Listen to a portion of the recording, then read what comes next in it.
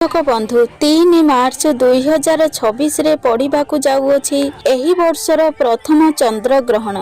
तेणु एही चंद्र ग्रहण रे आपण माने एक मुठा लुण को घरर एही स्थान रे रखी दियंतु। आपनक जीवन रे चलीथिबा समस्त दुख कष्टरू आपनकु मुक्ति मिली जिवो। एही दिन दोल पूर्णिमा मध्य पड़िबाकु जाउअछि। तेणु एही भली एक पवित्र दिन रे आपण माने जदि एक मुठा लुणर एही महा उपाय को करि नियंती ताहले आपणक जीवन रे चलीथिबा समस्त दुख कष्ट वस्तु दोष ग्रह दोषरू मुक्ति मिली जिवो। जेउ व्यक्तिर कुंडली रे ग्रह दोष लागि थाए वस्तु दोष लागि थाए से व्यक्ति केबे मध्य उन्नति करि पारि न थाए।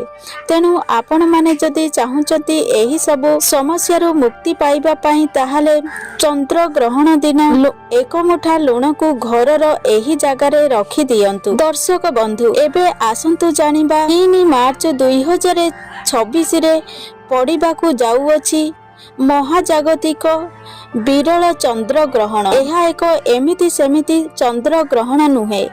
एही चंद्र ग्रहण ओडिशा तथा भारत रे दृश्यमान हेबो। एही चंद्र ग्रहणर प्रभाव केउ केउ राशि उपरे पड़िबाकु जाउअछि एवं गर्भवती महिला मानकर उपरे एही चंद्र ग्रहणर की प्रभाव पड़ुअछि ए विषय पूरा विस्तार सहित आलोचना करिबा। दर्शक बंधु 3 मार्च 2026 रे पड़िबाकु जाउअछि एही वर्षर भयंकर चंद्र ग्रहण। एही चंद्र ग्रहण आम ओडिशा तथा भारतर विभिन्न जगार पड़िबाकु जाउअछि। एही चंद्र ग्रहणर प्रभाव बहुत मात्रा रे गर्भवती महिला उपरे पड़ुथिबारु सेमाने सतर्क रहिबा उचित। चंद्र ग्रहण समय रे गर्भवती महिला माने केबे मध्य बाहर को आसंतु नाही, जाहारी फल रे चंद्र ग्रहणर कुप्रभाव सेमानकर शिशु उपर पड़ी थाए। एही समय रे तंत्र मंत्रर शक्ति भूमंडल रे अधिक मात्रा रे बढ़ी चली थाए। तेणु आपण माने जदि एही नकारात्मक शक्ति तांत्रिक शक्ति रे मुक्ति पाइबाकु चाहुचंती ताहले एक मुठा लुणर एही महा उपाय को करि नियंतु। आपणक जीवनरू समस्त दुख कष्ट दूर होई जिवो। मां लक्ष्मीकर कृपा आपणक घर उपरे रहिबो। जेउ घरे वस्तु दोष लागि थाए ग्रह दोष लागि थाए नकारात्मक ऊर्जा भर्ती होई रही थाए सेही घरे मां लक्ष्मी केबे मध्य निवास करंती नाही। तेणु एही सबु समस्या को दूर करिबा पई आपण माने चंद्र ग्रहण दिन एही एक मुठा लुणर प्राचीन उपाय को करि नियंतु। देखिबे वर्ष सारा आपणक घरे धन अन्नर अभाव हेबो नाही। मां लक्ष्मी सदा सर्वदा घरे निवास करिवे। तेबे चालंतु जानिबा चंद्र ग्रहण दिन एक मुठा लुण को घरर केउ जगार रखिबा द्वारा घरे सुख समृद्धि वृद्धि पाइबाकु लागिबो। दर्शक बंधु 3 मार्च 2026 दिन चुपचाप करि नियंतु एक मुठा लुणर एही गुप्त उपाय। जीवनर सबु कष्टरू आपण को मुक्ति मिली जिवो। मां लक्ष्मीकर आशीर्वादरू घरे हेबो धनर वर्षा। एही उपाय को कला परे आपणकर आर्थिक संकट दूर होई जिवो। दर्शक बंधु 3 मार्च 2026 रे पड़िबाकु जाउअछि महाजागतिक विरल चंद्र ग्रहण।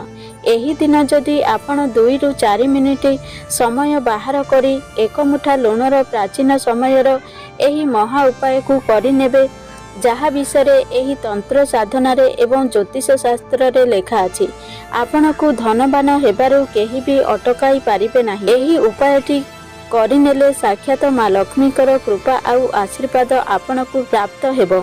आपणकर जन्म जन्मांतर दारिद्रता दुख कष्ट दूर होई जिवो। दर्शक बंधु लुणर उपाय सठिक आउ विधि विधानर सह चंद्र ग्रहण दिन करि नेबे ताहाले पूरा वर्ष सारा आपणक घर को धनर आगमन हेबो। धन आगमनर समस्त मार्ग खोली जिवो। आपणक घर को जेउ धन आसीबो सेथिरे वृद्धि घटिबो। आपणकर अटकी रहितिबा कार्य गुड़िक सुरुखुरु रे समाप्त हेबो। ଆପଣଙ୍କର ବନ୍ଦ ପଡ଼ିଥିବା ବ୍ୟାପାର ପୁଣି ଥରେ ଚାଲୁ ହୋଇଯିବ। ମାତା ଲକ୍ଷ୍ମୀଙ୍କର ଆଶୀର୍ବାଦ ସଦା ସର୍ବଦା ଆପଣଙ୍କ ଉପରେ ରହିବ। ଆପଣଙ୍କ ଘରର ଉନ୍ନତି ହେବ। ଦର୍ଶକ ବନ୍ଧୁ, ଏହି ସବୁ ଉପାୟ କରିନେଲେ ଯେ ଆପଣଙ୍କୁ ତୁରନ୍ତ ଟଙ୍କା ମିଳିଯିବ ସେମିତି ନୁହେଁ। ଏହି ସବୁ ଉପାୟର ଫଳ ସେତେବେଳେ ଯାଏ ଆପଣଙ୍କୁ ମିଳିବ ଯେତେବେଳେ ଆପଣ ନିଜର କର୍ମକୁ ସଠିକ ଭାବରେ କରୁଥିବେ ଆଉ ପରିଶ୍ରମ କରୁଥିବେ। ଏହି ଉପାୟ ଗୁଡ଼ିକ କଲେ ଆପଣଙ୍କ ପାଖକୁ ଧନ ଆସିବାର ମାର୍ଗ ଖୋଲିଯିବ। ଆପଣଙ୍କ ଉପରେ ଯଦି କୌଣସି ଦୋଷ ଲାଗିଥିବ ତାହା ଦୂର ହୋଇଯିବ। ଦର୍ଶକ ବନ୍ଧୁ, ବେଳେବେଳେ ଆମେ ଯେତେ ପରିଶ୍ରମ କଲେ ମଧ୍ୟ ପରିଶ୍ରମ ହିସାବରେ ଆମକୁ ତାର ଫଳ ମିଳିନଥାଏ। ଭାଗ୍ୟ ଆମର ହିତରେ ଯାଇନଥାଏ। ଆମର ଖରାପ ସମୟ ଚାଲିଥାଏ। ତେଣୁ ଚନ୍ଦ୍ରଗ୍ରହଣ ଭଳି ଦିନ ଗୁଡ଼ିକରେ କିଛି ଉପାୟ ଅଛି ଯାହାକୁ କଲେ ଭାଗ୍ୟ ଆମର ସାଥ ଦେଇଥାଏ। ଆମର ନବଗ୍ରହ ଆମ ହିତରେ ଯାଏ। ଆମର ଦୁର୍ଭାଗ୍ୟ ସୌଭାଗ୍ୟରେ ବଦଳିଯାଏ। ତେଣୁ ନିଜ ଭାଗ୍ୟର ସାଥ ପାଇବା ପାଇଁ ଆପଣ କୁହାଯାଇଥିବା ଉପାୟ ଗୁଡ଼ିକୁ ବିଧିବିଧାନର ସହ ପାଳନ କରନ୍ତୁ। ଦେଖିବେ ଆପଣଙ୍କୁ ଯେଉଁ ସ୍ଥାନରୁ 10 ଟଙ୍କା ମିଳୁଥିଲା ସେହି ସ୍ଥାନରେ ଆପଣଙ୍କୁ 100 ଟଙ୍କା ମିଳିବ।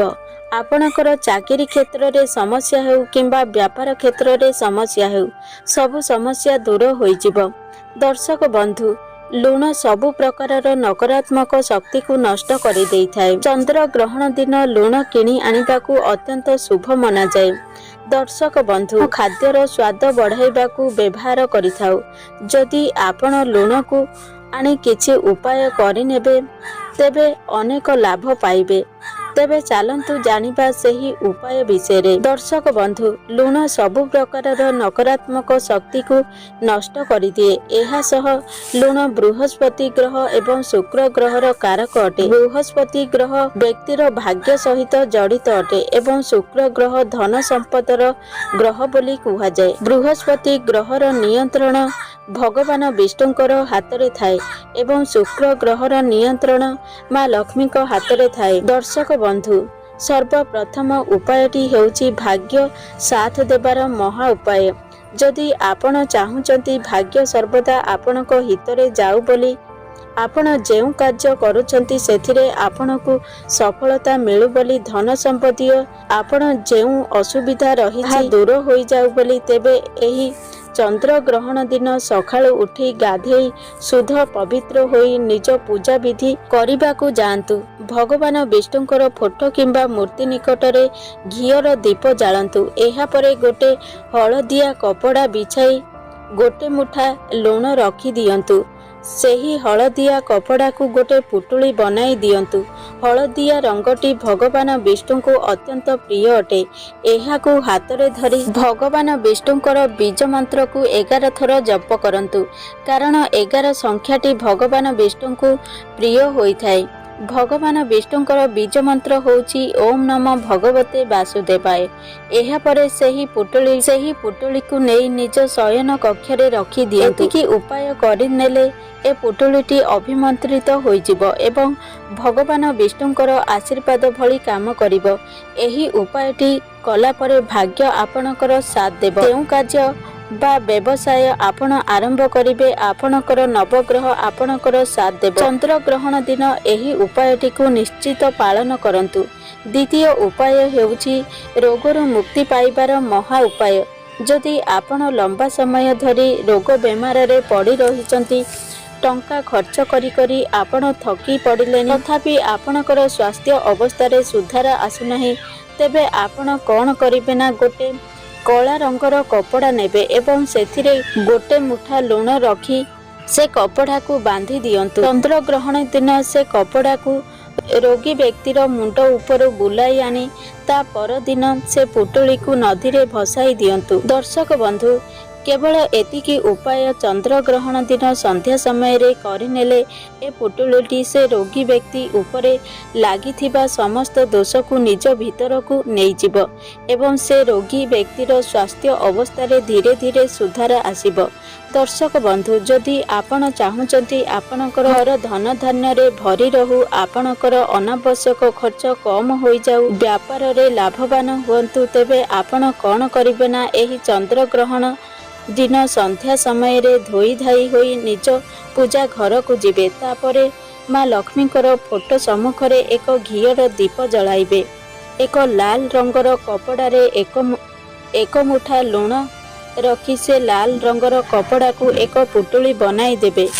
पुटुली को हाथ रे धरी माँ लक्ष्मीकर बीज मंत्र को 11 थर जप करिबे। बीज मंत्रटी हेउछि ओम महालक्ष्मी नमः। से पुटुली को नहीं आपणकर आलमारी रे अर्थात टंका सुना रखुथिबा स्थान रे रखिदेबे। ए उपायटी चंद्र ग्रहण दिन संध्या समय रे कला परे से पुटुलीटी अभिमंत्रित होइजिबो एवं चुंबक परी धन आकर्षण करिबो। धन आगमनर जदि रास्ता बंद होई जाइथिबो ताहा मध्य खोली जिवो। आपणकर आर्थिक स्थिति धीरे धीरे मजबूत हेबो। एही उपाय कला परे माँ लक्ष्मीकर कृपा आपण प्राप्त करिबे। दर्शक बंधु, जदि आपणक घरर उन्नति चाहुचंती एवं घरर सदस्यर उन्नति हेउ बोली चाहुचंती तेबे 11टी रुटी करी सेथिरे अल्प लुण रखी गाई को खाइबाकू दियंतु। गाई भितरे 33 कोटी देवी देवता अछंती। तेणु चंद्र ग्रहण दिन गाई को रुटी खाइबाकू देले आपणकू 33 कोटी देवी देवतांकर आशीर्वाद प्राप्त हेबो। दर्शक बंधु, जदि चाहुचंती आपणक घरु नकारात्मक शक्ति दूर हो जाऊ तेबे आपणक घरे लुण पकाई पोछा मारिबे। लुण पकाई पोछा मारिबा द्वारा जेते सबु नकारात्मक शक्ति दूर होइथाए एवं घरे सकारात्मक ऊर्जार संचार होइथाए।